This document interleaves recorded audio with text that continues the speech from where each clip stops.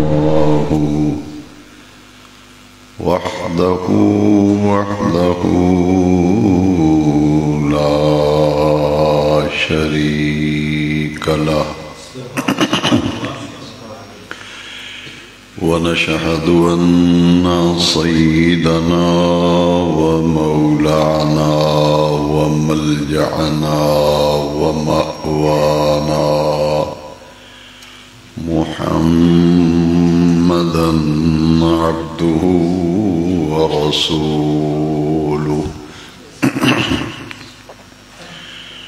صلى الله تعالى عليه وعلى آله وأصحابه أجمعين.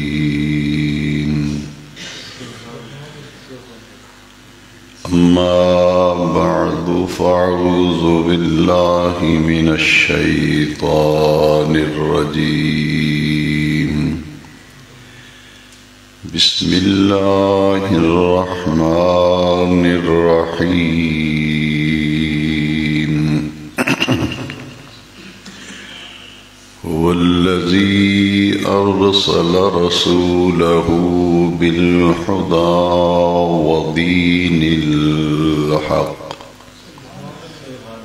ودين الحق ليظهره على الدين كله وكفى بالله شهيدا.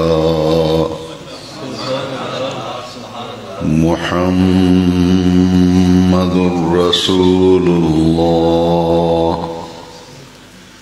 والذين معه أشداء على الكفار رحماء بينهم تراهم ركعا سجدا يبتغون فضلا من الله ورضوانا سيماهم في وجوههم من أثر السجود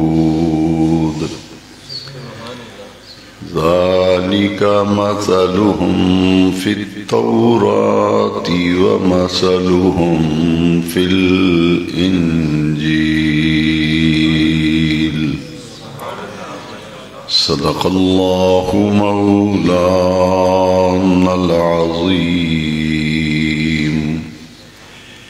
قد قال الله تبارك وتعالى عز وجل في شان حبيبه ونبيه مخبرا وآمرا إن الله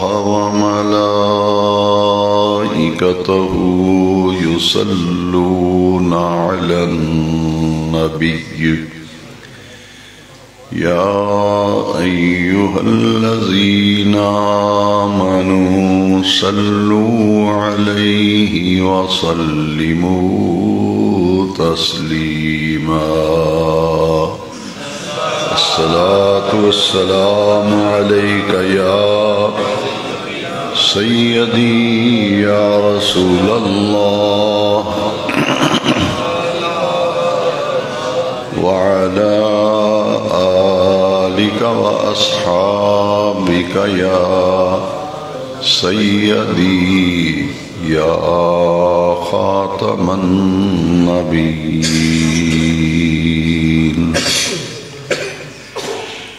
معزز و محترم سامعین کرام، 26ویں پارے میں سے سورہ فتح کے آخری رکوع کی آیت کریمہ کا ابتدائی حصہ تلاوت کرنے کا شرف حاصل کیا گیا۔ گزشتہ 3 جمعات مبارکہ سے اللہ تبارک و تعالیٰ کے راستے میں اس کا دیا ہوا مال خرچ کرنے کی فضیلت اور اہمیت پر گفتگو کی گئی۔ آج کا جمعہ مبارکہ یہ ماہ جمادی الثانی جمادی الاخری کا پہلا جمعہ ہے، اور اس مہینے کی 22 تاریخ کو امیر المومنین جانشین رسول حضرت سیدنا ابو بکر صدیق رضی اللہ تعالیٰ عنہ کا وصال ہوا۔ 22 جمادی الثانی آپ کا یوم وصال ہے۔ اس مہینے کی مناسبت سے آج کے بیان جمعہ میں 26ویں پارے کی سورہ فتح کے آخری رکوع کی آیت کریمہ کے ابتدائی حصے کی روشنی میں ان عظیم ہستیوں کا تذکرہ شروع کیا جا رہا ہے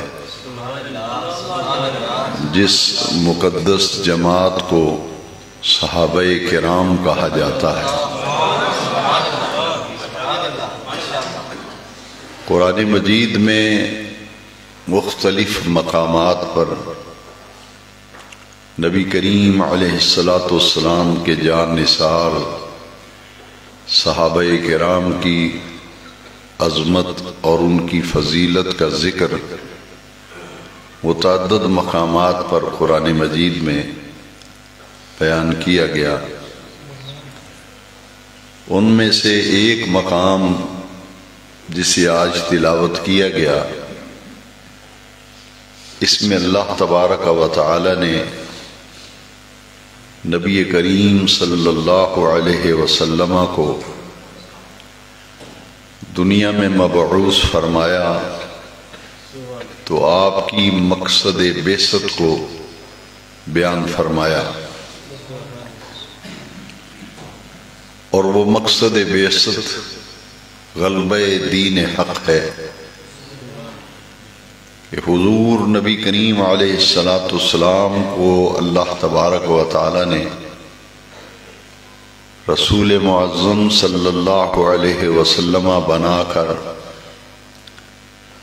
اور ہدایت کا سرچشمہ، ہدایت کا منبع اپنے محبوب کریم علیہ السلام کے ذریعے سے حضور کی امت کو عطا کیا،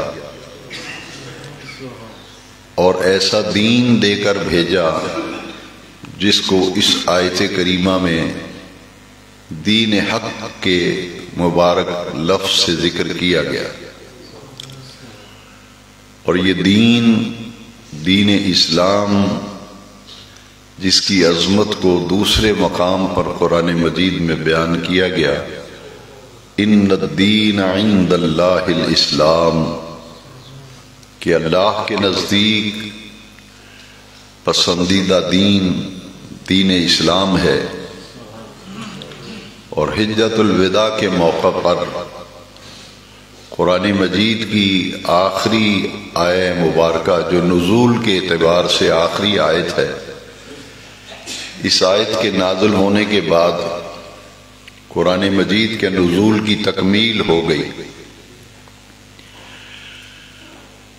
نزول کے اعتبار سے پہلی آیت کریمہ ہے اقرأ بسم ربک الذی خلق، اور جب یہ آیت نازل ہوئی اور آخری آیت الیوم اکملت لکم دینکم وَأَتْمَمْتُ عَلَيْكُمْ نِعْمَتِي وَرَضِيتُ لَكُمُ الْإِسْلَامَ دِينًا، یہ آخری آیت، اور اس میں مکمل وقت نزول قرآن میں جو لگا وہ 23 سال کم و بیش، 23 سال میں یہ قرآن مجید نجمن نجمن نازل ہوتا رہا. کبھی 5 آیتیں نازل ہوتی، کبھی 10 آیتیں نازل ہوتی، کبھی اس سے زیادہ آیتیں نازل ہوتی. جیسے جیسے مسائل کا سامنا ہوتا رہا اور اہل ایمان کی ضروریات اور ان کی رہنمائی کی طلب بڑھتی چلی گئی، تو پھر اس پر احکام بھی نازل ہوتے گئے کہ اس مسئلے میں یہ دین رہنمائی کرتا ہے، اس معاملے میں دین یہ رہنمائی کرتا ہے. تو پورا قرآن نازل ہونے میں 23 برس لگے. تو جو آخری آیت نازل ہوئی اس میں دین کو کامل، اکمل اور مکمل کرنے کا اللہ کریم نے اعلان فرمایا. الیوم اکملت لکم، آج ہم نے مکمل کر دیا ہے، لکم تمہارے لیے، دیناً دین کو مکمل اور اکمل کر دیا ہے، کامل کر دیا ہے. واتممت علیکم نعمتی، اور میں نے تمہیں جو نعمت دی ہے، جو انعامات عطا فرمائے ہیں، ان کی آج تکمیل ہو گئی. وردیت لکم الاسلام دینا، اور تمہارے لیے ہم نے دین اسلام کو پسند کر لیا ہے. تو یہ دین جب کامل، اکمل اور مکمل ہو گیا، اور یہ حجۃ الوداع کے موقع پر آیت کریمہ نازل ہوئی. اس آیت کریمہ کے نزول کے حوالے سے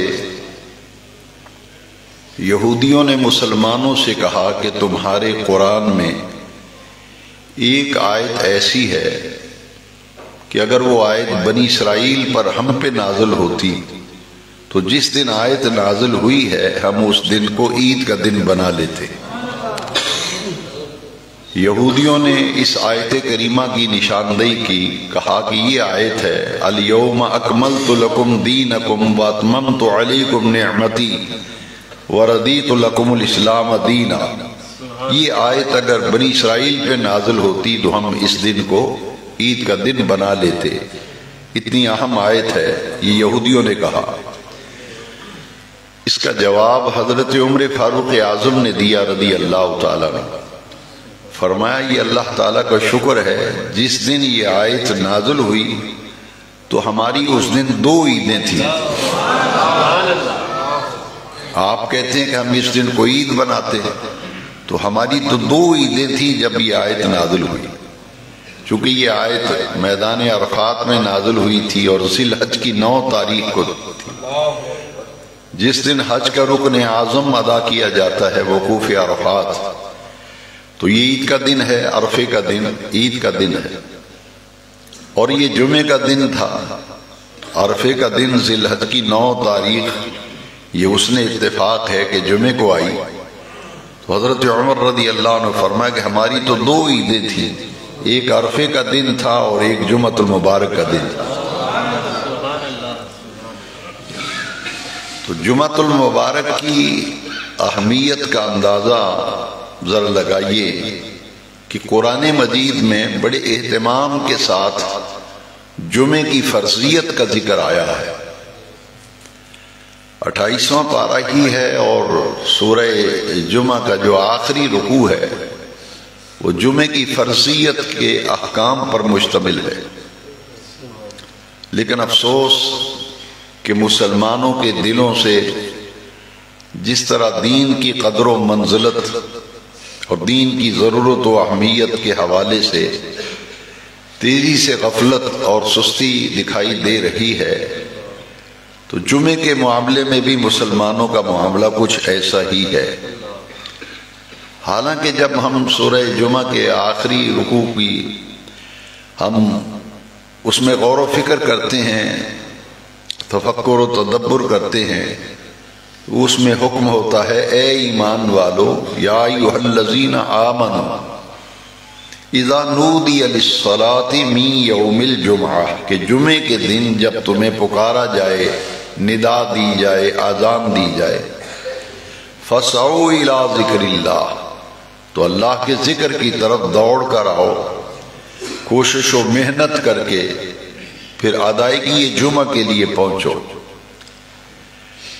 وَذَرُوا الْبَيْعَ، ہر قسم کا کاروبار فوراً بند کر دو اور ادائیگی جمعہ کے لیے فوراً اللہ کے گھر میں پہنچو۔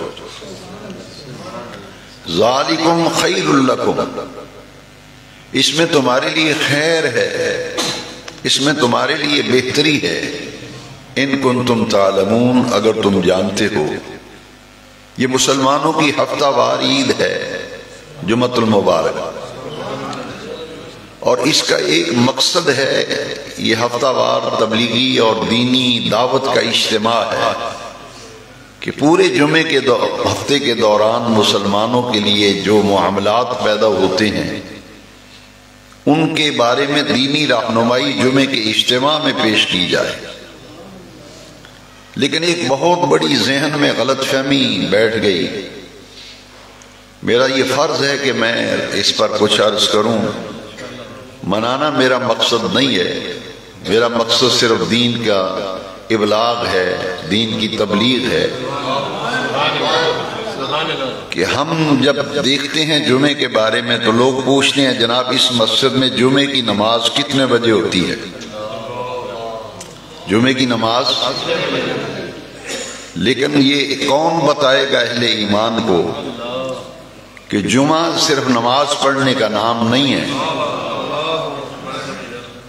خطبے کے بغیر جمعہ ہے ہی نہیں، خطبے کے بغیر جمعہ۔ اسی لیے بعض مساجد میں نمازیوں اور خطیب اور کمیٹی کے درمیان گڑبڑ چلتی ہے کہ جی ٹائم کی پابندی نہیں ہوتی، ٹائم یہ مقرر ہے۔ تو سب سے بڑی غلط فہمی جو نماز کا وقت ہے اسے ہی جمعہ تصور کر لیا گیا، اور یہ بہت بڑی غلط فہمی ہے۔ جمعہ خطبے کے بغیر نہیں ہے، حالانکہ کئی مرتبہ میں نے یہ بات عرض کی ہے کہ باقی دنوں میں آپ 4 رکعتیں پڑھتے ہیں، ظہر کی 4 رکعتیں پڑھتے ہیں، جمعے کا وقت وہی ہے جو ظہر کا وقت ہے، اس میں آپ 2 رکعتیں پڑھتے ہیں۔ یہ جو آپ کہتے ہیں کہ نماز کتنے بجے ہوتی ہے اس مسجد میں نماز کتنے بجے ہوتی ہے، اس سے غلط فہمی پیدا ہوگی کہ گویا کہ مسلمانوں کے نزدیک نہ اس دن کی کوئی اہمیت ہے نہ خطبے کوئی اہمیت ہے کہ نماز پڑھنے جانا ہے۔ یہ تصور جو ہے اصلاً اور اصولاً اسلام کے مزاج کے خلاف ہے، کیونکہ جمعہ جو ہے یہ تو خطبے کے بغیر ممکن ہی نہیں ہے ہی نہیں۔ اور پھر نبی کریم علیہ السلام کی جو حدیث شریف ہے، ان اللہ تعالی جعل الجمعۃ عیدا للمسلمین، کہ اللہ نے جمعے کے دن کو مسلمانوں کے لیے عید کا دن بنایا، اور یہ سید الایام ہے جمعے کا دن، ہفتے کے 7 دنوں کا سردار ہے۔ تو کتنے اہل ایمان اور مسلمان ہیں جو جمعے کو عید سمجھ کے ادا کرتے ہیں یا اس کو سید الایام سمجھ کر اللہ کی عبادت و بندگی کے لیے آتے ہیں۔ اس میں آپ کہتے ہیں نماز کتنے بجے ہے، اس مسجد میں 1:15 نماز ہے، اس میں 1:30 بجے نماز ہے۔ یہ اصلاً و اصولاً اسلام کے مزاج کے خلاف ہے۔ اس دن کچھ اور کام بھی ہیں جو ہمارے اوپر لازم کیے گئے ہیں، ان میں سے سب سے بڑا کام خطبہ ہے، اور اس کی اتنی اہمیت ہے کہ نبی کریم علیہ السلام نے فرمایا کہ جو جمعے کے لیے اول وقت میں آتا ہے، جمعے کی یہ جو اذان ہوئی ہے 12:30 بجے تقریباً اس مسجد میں جمعے کی اذان ہوتی ہے، تو جب یہ اذان ہو جاتی ہے تو مسجد کے دروازے پر ملائکہ رجسٹر لے کر بیٹھ جاتے ہیں، آنے والوں کے نام لکھتے ہیں۔ جو اول وقت میں آتا ہے وہ ایسے ہے جیسے اس نے اونٹ نہر کیا، اونٹ کی قربانی کی۔ اس کے بعد والی جو ساعت میں آیا وہ ایسے ہے جیسے اس نے گائے جو ہے وہ صدقہ کی اور خیرات کی۔ اس کے بعد والی ساعت میں آیا وہ ایسے جیسے اس نے ایک دمبا بھیڑ یا بکری بکرا جو ہے اس کی قربانی دی، خیرات کی، صدقہ دیا۔ اس کے بعد والی جو ساتھ میں ہے جیسے اس نے مرغی صدقہ کی، اور جو آخری ساتھ میں آتا ہے وہ ایسے ہے جیسے اس نے ایک انڈا اللہ کے راستے میں خیرات کیا۔ اب ذرا سوچنے کی بات ہے کہ آپ کو دکان پہ اتنا منافع ہو جو اونٹ کی قیمت بنتی ہے، آپ اس منافع کو قبول کریں گے یا انڈے کی قیمت جو ہے وہ منافع ملے تو اسے قبول کریں گے؟ الحاکم التکاثر حتی زرتم المقابر، میں نے پچھلے جمعے میں یہ غالباً عرض کیا تھا کہ یہ مال کی طلب و تڑپ جو ہے انسان کے اندر اس قدر زیادہ ہے کہ اسی کی تگ و دو میں لگے ہوئے حتی زرتم المقابر، کاروبار کرتے کرتے دین سے غافل، نہ نماز نہ روزہ نہ مسجد نہ قرآن، مال کماتے کماتے قبرستان میں پہنچ گئے، اور جو 24 گھنٹے ایڑیاں رگڑ رگڑ کر کمایا تھا وہ پیچھے اولاد لڑتی ہے، وہ جائیداد سنبھال لیتی ہے۔ ہمارا دین جو ہے اسے سمجھنے کی ضرورت ہے۔ کنتم خیر امہ، اللہ کریم نے ہمیں جو عظمت کا تاج عطا کیا ہے، یہ امت غفلت کا شکار ہے۔ اس امت کو تو قرآن نے بہت بڑا ٹائٹل دیا ہے، بہت بڑا اعزاز دیا ہے۔ کنتم خیر امہ، اے امت مسلمہ، اے نبی آخر الزماں کی امت، تم تمام امتوں میں سے بہترین امت ہو۔ تو آدمی اپنے مقام کو ہی نہ پہچانے، اسٹیٹس ہی نہ پہچانے کہ تمہارا مقام اتنا بلند و بالا اللہ نے بنایا، تمہیں قرآن میں خیر امہ کا لقب دیا ہے۔ کنتم خیر امہ، تم تمام امتوں میں سے بہترین امت ہو۔ اخرجت للناس، ہم اپنے آپ کے لیے ساری تگ و دو کر رہے ہیں۔ پچھلے 2 جمعات میں اصل میں بیان کرنے کا مقصد یہ تھا کہ اسلام یہ کہتا ہے کہ اپنا ہی نفع نہ سوچو، اپنا ہی فائدہ نہ سوچو، بلکہ پوری انسانیت کا فائدہ، اللہ کی مخلوق کا فائدہ سوچو۔ اس آیت کے اندر بھی فرمایا گیا کنتم خیر امہ، تم تمام امتوں میں سے بہترین امت ہو۔ اخرجت للناس، تم بنائے گئے ہو لوگوں کے لیے، تم لوگوں کے لیے بنائے گئے ہو۔ اس کا دیا ہوا مال اللہ کی مخلوق پہ خرچ کرو، جیسے کہ پچھلے 2 جمعات میں نے عرض کیا۔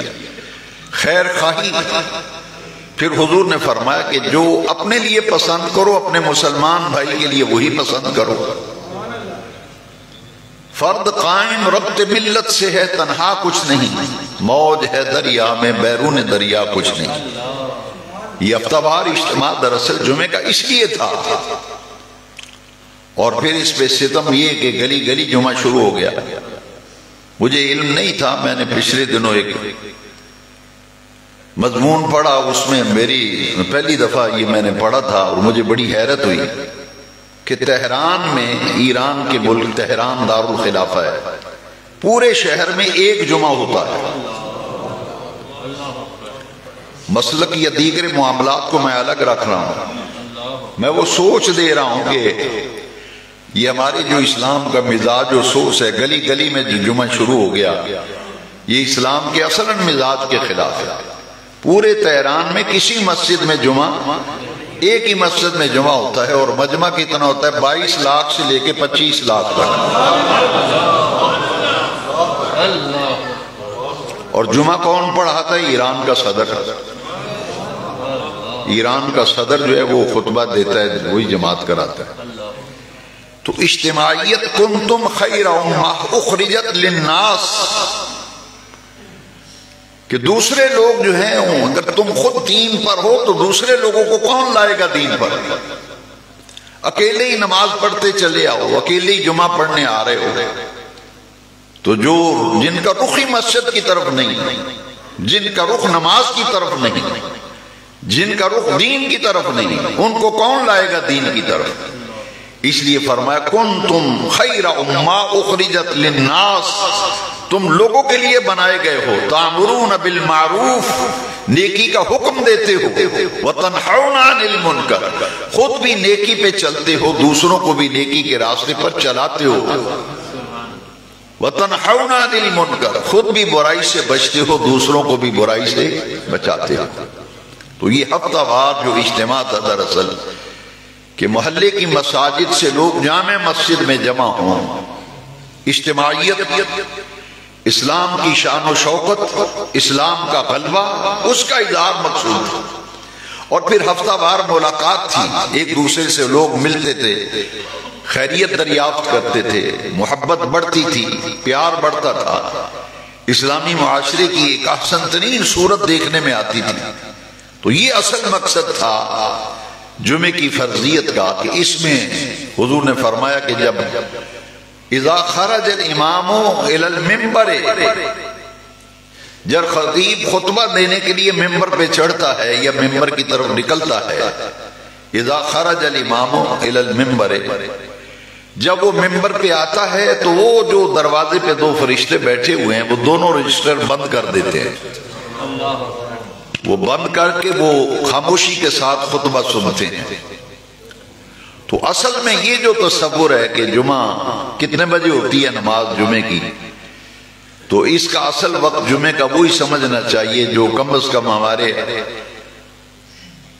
وطن عزیز پاکستان میں جو معمولات ہیں جمعے کی آذان ثانی جو ہے وہ ہے دراصل جمعے کا وقت، نماز کا وقت نہیں ہے، کیونکہ جمعہ جو ہے وہ تو خطبے کے بغیر ہے ہی نہیں۔ تو خطبہ تو پہلے ہوتا ہے نا، نماز بعد میں ہوتی ہے۔ لوگ پوچھتے ہیں نماز کتنے بجے ہے، تو دل میں خطبے کی اہمیت ہی نہیں نا، اسی لیے کہ 2 سجدے دینے ہیں، جا کے دے آؤ۔ اور اس اذان جب جمعے کی اذان ثانی ہوتی ہے تو دیکھیے کتنی واضح حدیث شریف ہے، اذا صعد الامام الى المنبر لا صلاۃ ولا کلام، جب پھر خطبے کے لیے ممبر پہ خطیب بیٹھ جاتا ہے، نہ کوئی نماز پڑھ سکتے ہیں نہ کوئی گفتگو کر سکتے ہیں۔ اذا صعد الامام الى المنبر لا صلاۃ ولا کلام، نہ کوئی نماز ہے نہ کوئی کلام ہے۔ تو یہ دین کو حقیقت کی روح تک سمجھنا اور پہنچنا، تو کم از کم جتنے لوگ اس وقت سن رہے ہیں، سامعین موجود ہیں، یہ اپنا ذہن بنا لیں، یہ جمعہ کی نماز کتنے بجے ہوتی ہے، نماز کا ذکر نہ کریں کیونکہ خطبہ جو ہے وہ ہے جمعہ۔ اور اس دن حضور کی امت کو 2 تحفے دیے گئے ہیں جمعے کے۔ آپ صرف کہتے ہیں کہ نماز کتنے بجے ہے، اس دن پوری امت کو دن عید کا بنایا گیا، جمعے کا سید الایام بنایا گیا، ہفتے کے 7 دنوں کا سردار بنایا گیا۔ اور اس امت کو جمعے کے دن 2 تحفے اور بھی عطا کیے گئے۔ ایک تو خطبہ ہے نا، حضور نے فرمایا کہ جمعے کی اذان سے لے کر نماز کے اختتام تک، ادائیگی جمعہ تک، ایک ساتھ ایسی آتی ہے کہ اس میں جو دعا مانگی جائے قبول ہوتی ہے۔ وہ ساتھ کون سی ہے، اس میں مختلف اقوال ہیں، دونوں خطبوں کے درمیان جو دعا مانگی جاتی ہے یہ وقت ہے۔ تو اصلاً اس کا وقت جو ہے وہ ہے اذان ثانی سے لے کر جمعے کی تکمیل تک، یہ پورا دورانیہ جو ہے اس میں اللہ تعالیٰ نے پوشیدہ رکھا ہے تاکہ امت کے اندر یہ جذبہ برقرار رہے، وہ زیادہ سے زیادہ رجوع اللہ جو ہے وہ کرے۔ وہ 2 تحائف جو جمعے کی حضور کی امت کو عطا کیے گئے، ایک جمعے کے دن سورہ کہف کی تلاوت کرنا، سورہ حضور نے فرمایا جو جمعے کے دن سورہ کہف کی تلاوت کرتا ہے، اللہ تبارک و تعالی آسمان سے لے کر تلاوت کرنے والے تک ایک ایسے نور کو مقرر اور متعین فرما دیتا ہے جو اگلے جمعے تک اس پر نور کی کیفیت جو ہے وہ غالب رہتی ہے۔ اس کے ساتھ اللہ تعالیٰ ایک نور مقرر فرما دیتا ہے آسمان سے لے کر تلاوت قرآن کرنے والے تک۔ تو سورہ کہف کی تلاوت یہ اس امت کو جمعے کا خاص تحفہ دیا گیا ہے۔ اور دوسرا تحفہ جو ہے اکثر الصلاۃ علی یوم الجمعہ، کہ جمعے کے دن درود پاک کی کثرت، درود شریف زیادہ سے زیادہ پڑھنا، اور دنوں کی نسبت جمعے کے دن درود شریف پڑھنے کی تعداد کے اندر کثرت کر لینا. یہ دو تحفے ہیں جو جمعے کے نبی کریم علیہ السلام نے اس امت کے لیے عطا فرمائے. تو اصل دو خطبے ہیں اور پھر دو خطبوں کے درمیان جو وقفہ ہوتا ہے اور خطبہ دینے والا خطیب دو خطبوں کے درمیان بیٹھتا ہے. یہ جمعے کی خطبے کی اہمیت میں اصل میں آج اس پر توجہ دلانا مقصود ہے. عمل کرنا تو اللہ تعالیٰ کی توفیق سے ہے. مجھے کبھی آپ نے غور کیا کہ خطیب تھک نہیں گیا کہ وہ بیٹھ گیا ہے کہ ایک خطبہ پڑھا ہے تو اتنی تھکاوٹ ہو گئی کہ بیٹھ کے آرام کر رہا ہے پھر دوسرا خطبہ پڑھ رہا ہے. یہ دراصل دو خطبے ہیں. رکعتیں دو بنا دی, جمعے کی فرض دو ہیں اور دو اس میں خطبے رکھے گئے. گویا کہ یہ دو بعض عرفاء کا یہ کہنا ہے کہ یہ دو خطبے جو ہیں دو رکعتوں کے قائم مقام ہیں. اسی لیے جو احترام نماز کے اندر کام منع ہے وہ کام خطبے کے اندر منع ہے. تو دراصل خطبہ جو ہے وہ یہ جمعہ اس کے بغیر تو ہے ہی نہیں, ممکن ہی نہیں. اور یہ فرضیت جو ہے سورہ جمعہ کے آخری پورے رکوع کے اندر جمعے کی فرضیت کے احکام جو ہے وہ موجود ہے.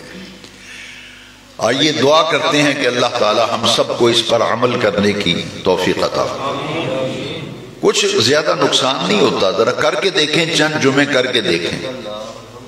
زیادہ نہیں, میں آپ پہ جو آج کے اس توجہ دلائی ہے جمعے کے حوالے سے, جمعے کی پہلی اذان بھی مسجد میں آ کے سنیں کہ کم از کم 12:30 بجے مسجد میں پہنچ جائیں. اور کیا ہے حدیث شریف میں ہے کہ جمعے کے دن صحابہ کرام خطبے سے قبل حضور کے تشریف لانے سے پہلے نماز پڑھا کرتے تھے, نوافل پڑھا کرتے تھے, قرآن شریف کی تلاوت کرتے تھے. تو بجائے اس کے کہ تقریر کا انتظار کیا جائے تو 12:30 بجے اذان ہوتی ہے تو مسجد میں پہنچے, آ کے نوافل پڑھیں, جو قضا نمازیں ہیں وہ پڑھیں, سورہ کہف کی تلاوت کریں, درود شریف کی تسبیح نکال لیں. تو خطبہ شروع ہونے سے پہلے کم از کم ذکر الہی میں جتنا وقت گزرے گا. کتنی بڑی یہ حدیث شریف, بڑے دلوں کو سکون دینے والی حدیث ہے کہ ایک شخص مسجد میں آیا ہے, اس نے کوئی ذکر نہیں کیا, نفل نہیں پڑھے, تلاوت نہیں کی, بس وہ جماعت کے انتظار میں بیٹھا ہوا ہے. جماعت کے انتظار میں بیٹھا ہے, نہ تسبیحاں پڑھ رہا ہے, نہ تلاوت کر رہا ہے, نہ کوئی ذکر اذکار. تو جتنی دیر جماعت کے انتظار میں وہ بیٹھا رہے گا, جمعے کے خطبے کے شروع ہونے کے انتظار میں بیٹھا رہے گا, جتنا وقت بیٹھے گا ایک ایک لمحہ اس کا ایسے گزرے گا جیسے نماز پڑھتا رہا.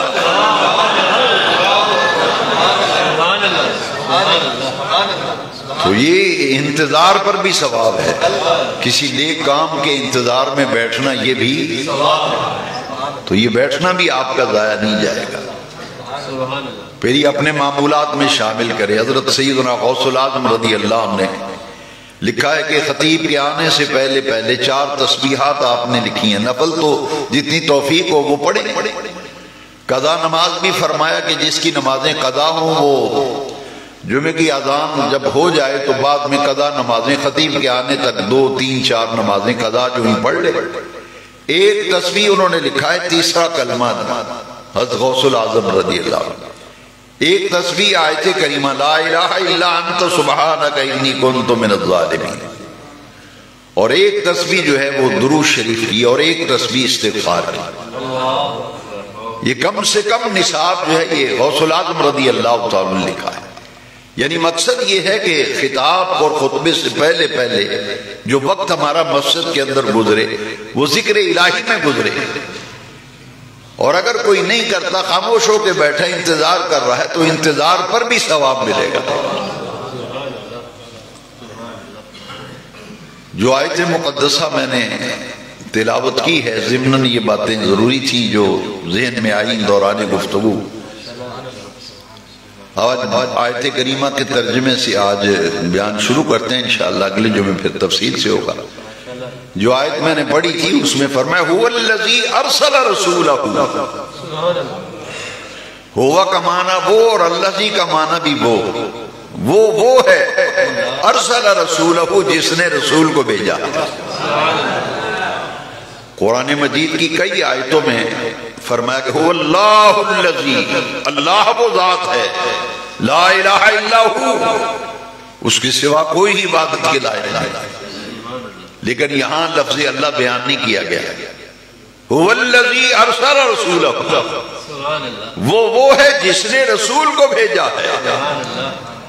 مفسرین فرماتے ہیں دراصل معاملہ یہ ہے اور امر واقعہ یہ ہے کہ اللہ تبارک و تعالیٰ بتانا یہ چاہتا ہے کہ میں نے اس پوری کائنات پست و بالا اور کائنات ہست و بود، کائنات ارض و سماوی میں اپنے پیارے محبوب کریم علیہ السلام کو اپنی ذات پر دلیل بنا کر بھیجا ہے۔ میری پہچان اگر چاہتے ہو تو میں نے اپنی پہچان کا ذریعہ ارسل رسول، اپنے محبوب رسول کو میں نے بھیج دیا ہے، خالی ہاتھ نہیں بھیجا۔ ارسل رسولہ بالہدی، ہم نے اپنے محبوب کو الہدی دے کے بھیجا، ودین الحق، اور دین حق دے کے بھیجا۔ الہدی بھی دیا، دین حق بھی دیا، اور بھیجا کس لیے ہے؟ دین حق کیوں دیا، الہدی کیوں دیا؟ مقصد بعثت کو بیان کیا، لِيُظْهِرَهُ عَلَى الدِّينِ كُلِّهِ، تاکہ یہ میرے محبوب اس دین کو تمام ادیان پر غالب کر دے۔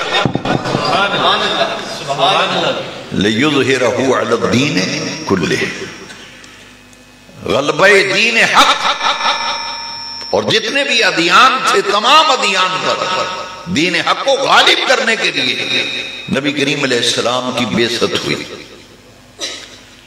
مفسرین کرام نے لکھا ہے کہ عقل انسانی حیران ہوئی کہ وہ رسول معظم صلی اللہ علیہ وسلم جن کے گھر میں 3 دن تک چولہا نہیں جلتا، جن کے پاس دولت کے انبار نہیں، جن کے پاس لاؤ لشکر نہیں، سیم و زر نہیں، سونے چاندی کے کوئی ڈھیر نہیں ہے، مال نہیں ہے، دولت نہیں ہے، نہ کوئی بہت بڑا لشکر ہے، تو پھر عقل انسانی سوچنے لگی کہ یہ رسول اس دین کو تمام ادیان پر کیسے غالب کریں گے؟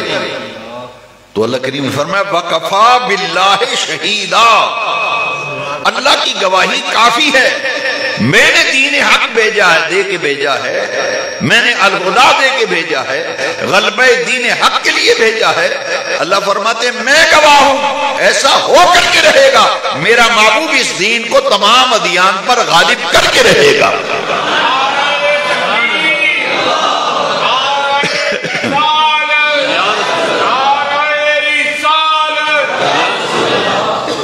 اس دین کو تمام ادیان پر غالب کر کے رہیں گے۔ وَقَفَى بِاللَّهِ شَهِيدًا، اللہ کی گواہی کافی ہے، ایسا ہو کر کے رہے گا۔ پہلے نہ اپنا نام لیا نہ اپنے رسول کا نام، ارسل رسولہ، رسول کو بھیجا۔ رسول تو آئے 313۔ بے نیاز رب وہ کون سا رسول ہے جس کو دین حق دے کے بھیجا، الہدی دے کے بھیجا، اپنی معرفت کا سب سے بڑا ذریعہ بنا کے بھیجا۔ اللہ نے فرمایا محمد الرسول اللہ۔ ان 313 رسولوں میں سے جو سید المرسلین ہیں، تمام انبیاء کے امام اور تاجدار ہیں، ان کو میں نے دین حق بھی دے کے بھیجا ہے، الہدی دے کے بھی بھیجا ہے، اور غلبہ دین حق کے لیے بھیجا ہے۔ دین کیسے غالب ہوگا؟ فرمایا والذین معه اشداء علی الکفار، یہ جو جان نثار ہیں انہوں نے اعلان نبوت فرمایا، تو جنہوں نے کلمہ پڑھا، جنہوں نے ایمان کی حالت میں رخ مصطفیٰ کو دیکھا، والذین معه، یہ صبح دیکھیں تو ساتھ، شام کو دیکھو تو ساتھ، سفر میں دیکھو تو ساتھ، حضر میں دیکھو تو ساتھ، یہ تو مصطفیٰ کریم کی معیت، قرب اور صحبت میں رہنے والے ہیں۔ والذین معه، یہ جان نثار وہ غلام ہے صحابہ جن کو اپنے پیارے محبوب کی معیت، حضور کی صحبت اور حضور کا قرب حاصل ہے۔ تو یہ حضور پر ایمان لانے اور حضور کے ساتھ ساتھ رہنے کی وجہ سے ان کی تربیت اس نہج پہ ہو گئی ہے کہ اشداء علی الکفار۔ یہ صحابہ کرام کا مقام و مرتبہ ذرا سنیے۔ نبی کریم علیہ السلام نے اپنی آنکھوں سے اللہ کا دیدار کیا۔ صحابہ وہ ہیں جنہوں نے ایمان کی حالت میں ان آنکھوں کی زیارت کی جن آنکھوں نے رب کا دیدار کیا۔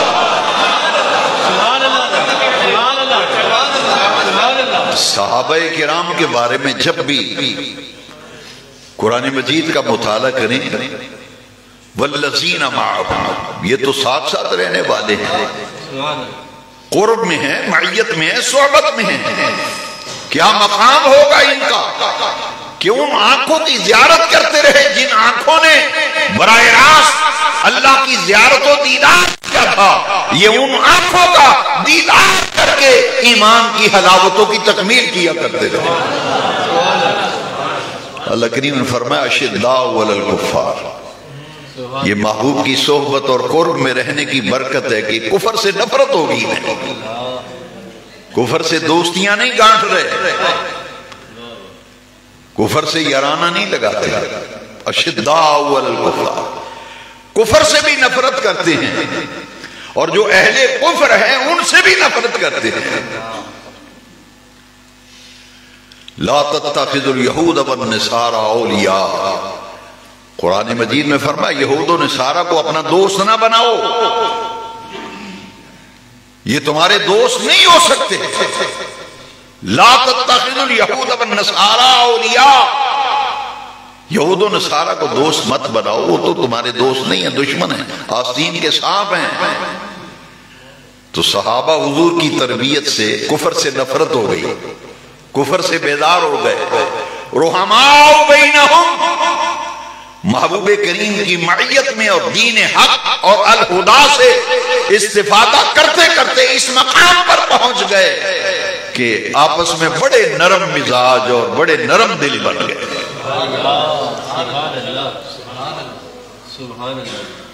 حدیث شریف میں جو شخص دل کی نرمی سے محروم ہو گیا وہ ہر خیر سے محروم ہو گیا۔ ڈاڈا بندہ، طبیعت کا سخت بندہ اللہ کو پسند نہیں۔ حدیث شریف میں ہے تند خو، سخت مزاج اللہ کو پسند نہیں ہے۔ اللہ کریم کو نرم طبیعت، نرم دل والے لوگ پسند ہیں۔ رحماء بینہم، یہ صحابہ وہ ہیں جو تربیت رسالت اور تربیت نبوت اور تربیت مصطفیٰ پہ اس مقام پر آ گئے کہ آپس میں بڑے ہی نرم دل ہے۔ ہو حلقہ یاراں تو بریشم کی طرح نرم، رزم حق و باطل ہو تو فولاد ہے مومن۔ جب کفر کے سامنے ڈٹ جاتے ہیں تو سیسا پلائی ہوئی دیوار بن جاتے ہیں، اور جب آپس میں بیٹھتے ہیں تو ایک دوسرے کے لیے بچھ جاتے ہیں۔ رحماء بینہم، کیا مقام ہوگا صحابہ کرام کا جن کی ایک ایک فضیلت، ایک ایک عظمت قرآن کھول کے بیان کر رہا ہے۔ رحماء بینہم تراہم رکعا سجدا، یہ حضور کی صحبت میں رہنے کی برکت ہے۔ اللہ کریم فرماتے ہیں تراہم، اے محبوب آپ انہیں دیکھتے ہیں اور دیکھیں گے رکعا سجدا، کبھی یہ جانثار آپ کو رکوع میں نظر آئیں گے، کبھی سجدے میں نظر آئیں گے۔ تراہم رکعا سجدا، یہ عبادت گزار ہیں، کبھی رکوع میں نظر آتے ہیں، کبھی سجدے، عبادت گزار ہیں۔ پہلی فضیلت صحبت مصطفیٰ، معیت مصطفیٰ، قرب مصطفیٰ۔ دوسری خوبی کفر سے نفرت و بیداری و شدت۔ تیسری خوبی آپس میں نرم مزاج، رحم دل، نرم طبیعت کے مالک ہیں۔ اور چوتھی خوبی عبادت گزار ہیں، کبھی رکوع میں نظر آتے ہیں، کبھی سجدے میں نظر آتے ہیں۔ پھر یہ صحابہ وہ ہیں جن کے اخلاص کی گواہی اللہ دے رہا ہے. کوئی کسی کے ساتھ ساتھ رہے، ممکن ہے کوئی لالچ ہو، دنیا کا حرص و حوث ہو، تو بے نیاز رب ان کے اندر کی اخلاص کی گواہی دے. یبتغون فضلا من اللہ ورضوانا.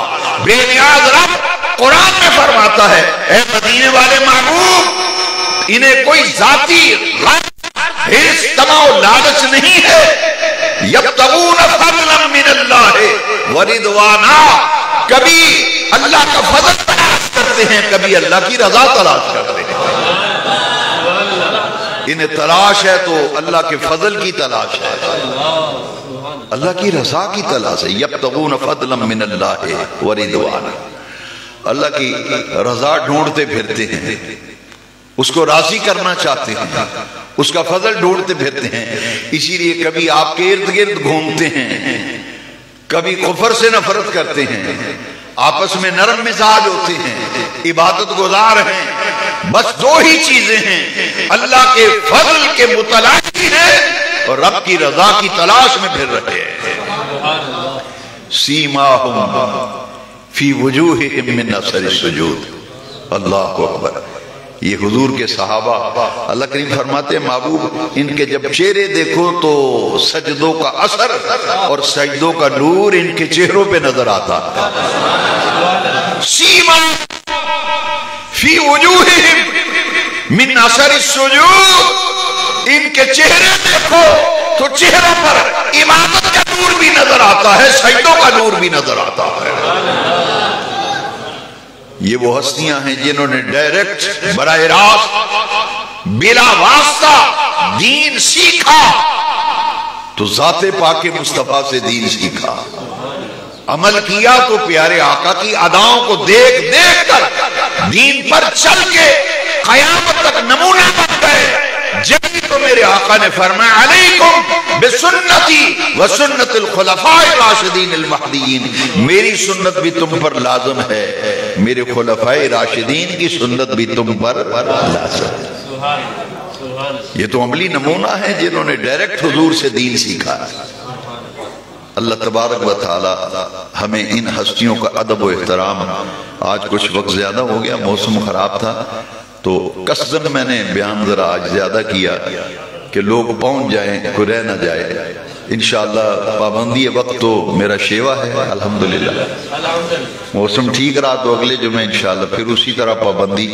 آج میں نے قصداً دیکھا کہ لوگ جمعے کی تیاری میں کہیں بجلی بند ہے، کہیں بارش ہے، کیچڑ ہے، تو میں نے کہا جو جتنے لوگ پہنچ جائیں چلو کو رہ نہ جائے. اللہ تعالیٰ میری اور آپ کی حاضری قبول فرمائے گا.